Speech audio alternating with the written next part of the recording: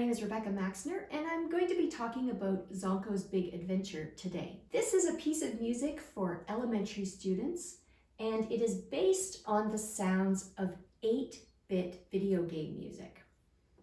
Zonko's Big Adventure is about a little guy who's out. Maybe he has a goal and he's earning points or chomping little things. And who is Zonko? Well, it's very possible that he is one of the squirrels on the cover of the book Rock This Town, which is the book that Zonko's Big Adventure appears in. And here is a picture of who I think Zonko might be. So he's a little barbershop singing squirrel who runs around the city. Maybe that's where he's collecting things. You can get Zonko's Big Adventure 4 different ways. You can get it on Amazon in any country of the world, and they'll print it in your home country. On my own website, you can get it as an e-sheet, and you can also get it as an e-book and as a 9x12 print book. And you can see how much bigger that is, and it has just bigger notation. Some people find that easier to read. I recommend the print book only in continental North America because of the shipping. So let's get to it. What I'm introducing today is a really cool way of teaching Zonko's Big Adventure in escape room style. And on the free printable that you can get, it says escape room practice strategies. Each practice sheet helps unlock the keys to playing this piece. So we have easy steps that break down the learning process, and there are notation blocks to simplify focus. And I don't know about you, but when I was a child and I was taking piano lessons and I was given a new piece of music, I would see the whole thing and I would find it quite overwhelming. And my first thought would always be, oh my goodness, I can't learn this piece. It looks too hard. My goal is, with this escape room type learning process, is to break it down into simple little learning blocks to help it look easier. And so you'll notice that the first goal is to learn the main melodies. So I've erased all the other notation and only focused on the melodies. So in measures 1 to 4, the left hand plays the main theme, and it's a question phrase.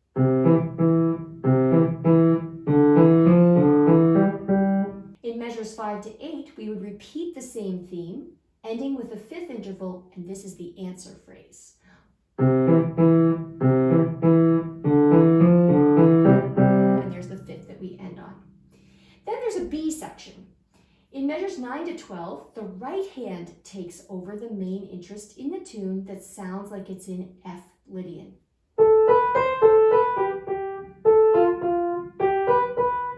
Okay, and then in measures 13 to 16, we have a 5-finger running line and then quarters that lead the music back to the main theme, which we already know because we've already learned it there. So this is the last new thematic material.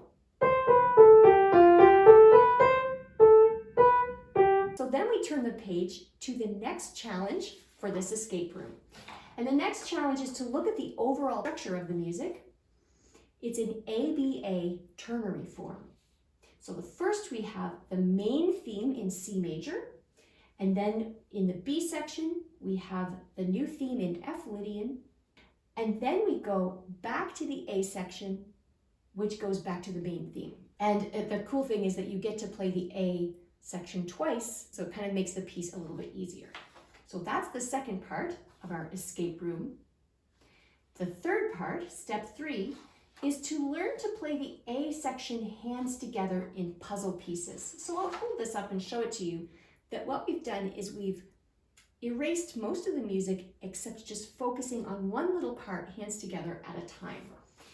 So the first part that we're going to learn hands together is the first part of the main theme again with a 5th in the right hand.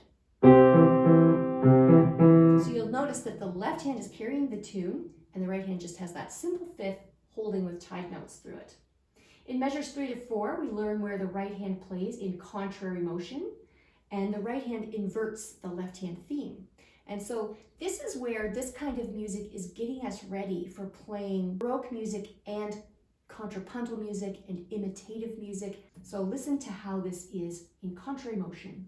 And that that's as far as we go. We actually stop just on beat 1 of measure 4 there. Now we're going to learn where the right hand holds and the left hand continues with the theme in that exact same spot. So we take the left hand just a little bit further and we learn how to hold the right hand as the left hand goes further.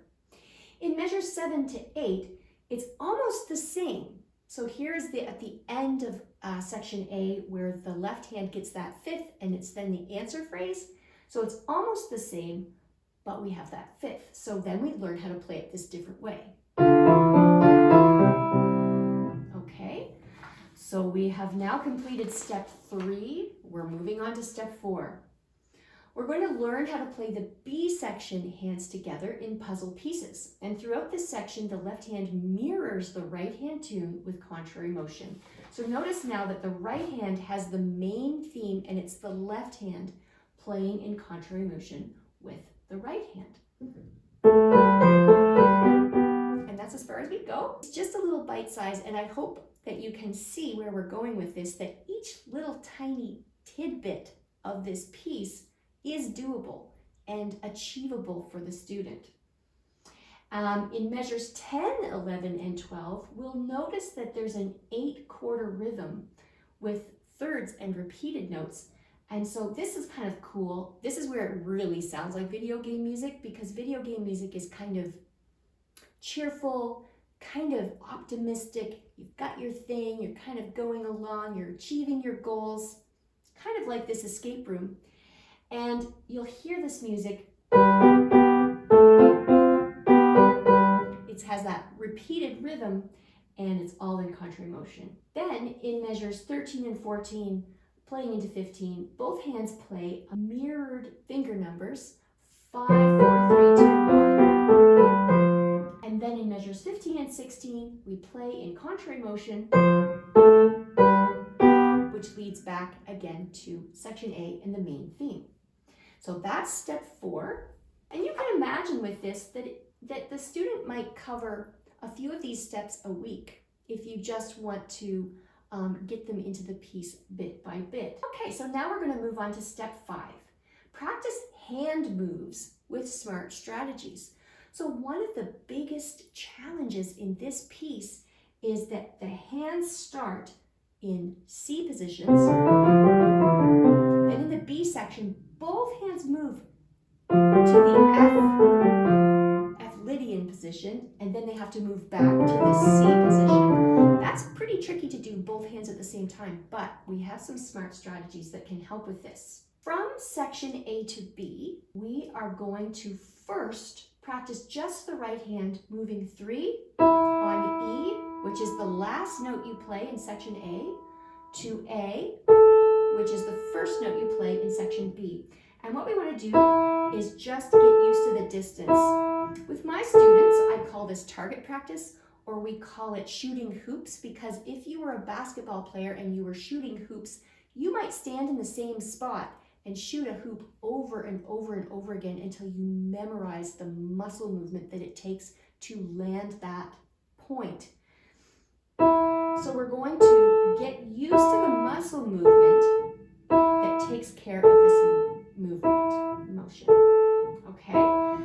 For the left hand, it's a little easier actually, because we end with a fifth, and then the first note in section B for the left hand is A. It's up 1 key, so it will be non-legato. We won't slur it, but it is easier to get there because we're just going up 1 key from the thumb. Okay, so then what we do is we take both of these target practices that we've done individually, and now we try to play them hands together. And notice that because the left hand is just a tip, you're just tipping over the thumb or folding it over, it makes it so much easier that you're only actually truly moving one hand with a full motion. And you would practice that over and over and over again to memorize how that movement feels together. All right, so now we're on to step 6, and we are going to learn how to go from section B to the final section A. Okay, so we're first going to warm up the right hand 2 on G, which is the last right hand note in section B. And then we're going to move to the 5th that starts section A again. And we're going to memorize that motion. And what I would point out to the student is that all you have to do is keep track of the G key from finger 2 to finger 5. Next, we're going to warm up the left hand 2 on B, which is the last left hand note in section B. And we need to move down to C. So that's a bigger move. And we're just going to memorize how that feels. And then the last step for this challenge is to play flat hands together. So we start with finger 2 on G. We start with finger 2 on B. I had to think about it for a second there. It's tricky. And we memorize that. I always love when there's some kind of symmetrical finger thing going on. So the symmetrical finger thing here is that both finger 2s are playing and then both finger 5s are playing. I like that. I always point those things out to my students because it does help simplify it. So congratulations, you can now congratulate your student. Upon finishing page 7, you've completed the challenges to beat this escape room. You're all set to play Zonko's Big Adventure. Thank you so much for lasting through this video with me. If you're liking my content, please like the video and please subscribe to my channel. This printable is available for free. If you want to play Zonko's Big Adventure on an exam, you do need to purchase the music, but this gets you started and it will help introduce you and your students to this piece. This is selected for ABRSM's initial exam, and it comes with a duet so that if your student wants to play it as a solo, they can, and if you want to play it with a duet, it has a duet as well. I hope that you enjoy playing and teaching this piece.